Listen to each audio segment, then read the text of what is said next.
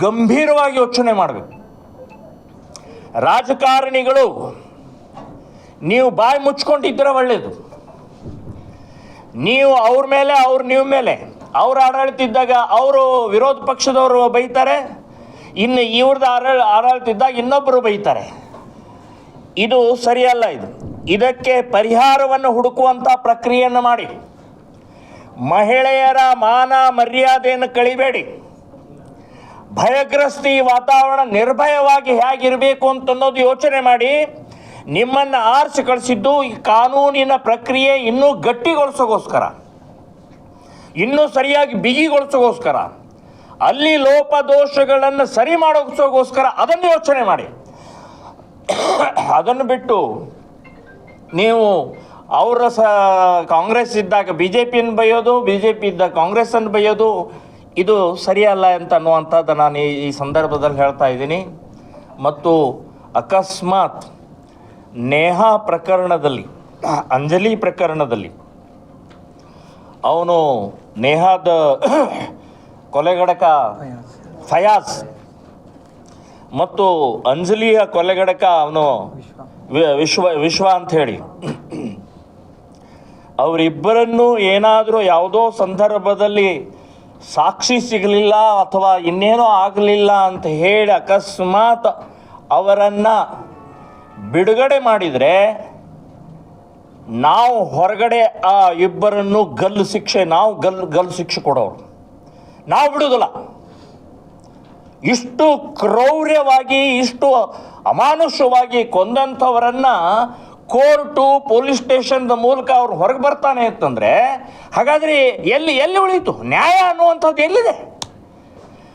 ಆ ಕಾನೂನಿನ ಪ್ರಕ್ರಿಯೆ ಹಿನ್ನೆಲೆಯಲ್ಲೇ ಇವತ್ತು ಆಗ್ತಾ ಇರುವಂಥದ್ದು. ನಾನು ಹೇಳೋದು 100ಕ್ಕೆ 90 ಕೋರ್ಟ್ ಜವಾಬ್ದಾರಿ ಇದಕ್ಕೆ, ಕಾನೂನು ಜವಾಬ್ದಾರಿ ಇದಕ್ಕೆ. ಈ ಅತ್ಯಾಚಾರ ಕೊಲೆಗಳಿಗೆ ಕಾನೂನೇ ಜವಾಬ್ದಾರಿ, ರಾಜಕಾರಣಿಗಳೇ ಜವಾಬ್ದಾರಿ. ಸೊ ಎಷ್ಟು 78 ವರ್ಷ ಆಯ್ತಲ್ಲ ನೀವು ಈ ಇದಕ್ಕೆ ಕಾನೂನು ತರಕ್ಕೆ ನಿಮ್ಮ ಕಡೆಯಿಂದ ಆಗಲಿಲ್ವಾ? ಸೊ ಆ ದೃಷ್ಟಿಯಿಂದ ಕಾನೂನು ಫಾಸ್ಟ್ ಟ್ರ್ಯಾಕ್ ಮೂಲಕ 3 ತಿಂಗಳಲ್ಲಿ ಇದನ್ನು ಪರಿಹಾರ ಮಾಡೋ ಹಾಗಾಗಬೇಕು. ಮತ್ತು ಇಂಥ ವಿಷಯದಲ್ಲಿ ರಾಜಕಾರಣವನ್ನು ಮಾಡದೆ ನೇರವಾಗಿ ಈ ಕ್ರೂರಿಗಳಿಗೆ, ಅತ್ಯಾಚಾರಿಗಳಿಗೆ ಶಿಕ್ಷೆ ಆಗೋ ಹಾಗೆ ಆಗಬೇಕು ಅಂತನ್ನುವಂಥದ್ದನ್ನು ನಾನು ಹೇಳ್ತೀನಿ. 19ರಿಂದ 20 ಅಂದರೆ 2019 2020ರಲ್ಲಿ 13 ಲಕ್ಷ, ದೇಶದಲ್ಲಿ 13 ಲಕ್ಷ ಜನರ ಮೇಲೆ ಅತ್ಯಾಚಾರದ ಕೇಸ್ ಆಗಿದ್ದಾವೆ. ಹೀಗೆ ಆ ಅಂಕಿ ಸಂಖ್ಯೆಗಳನ್ನು ನೋಡಿದರೆ ಭಯ ಆಗಿಬಿಡುತ್ತೆ.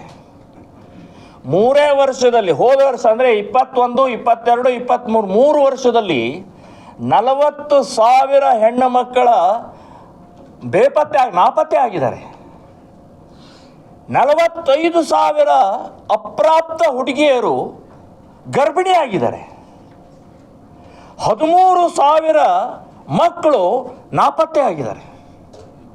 ಈ ಅಂಕಿ ಸಂಖ್ಯೆ ನೋಡಿದರೆ 3 ವರ್ಷದಲ್ಲಿ ಭಯ ಆಗತ್ತೆ.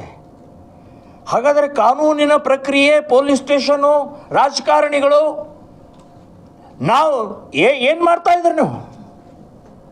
ನೀವು ಬರೇ ರಾಜಕಾರಣ, ದುಡ್ಡು ಹೊಡೆಯೋದು, ಅಧಿಕಾರ, ಇದೇ ಥರ ನಿಮ್ಮದು.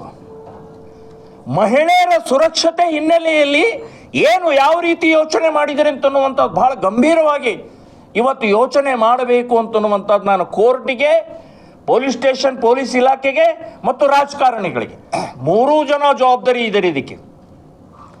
ಸೊ ಆ ಅಂಕಿ ಸಂಖ್ಯೆಗಳ ಗಮನದಲ್ಲಿ ಇಟ್ಟುಕೊಂಡು ಇವತ್ತಿನ ಒಂದು ಈ ಸಹಾಯವಾಣಿಯನ್ನು ನಾವು ಡಿಕ್ಲೇರ್ ಮಾಡಿದ್ದೀವಿ.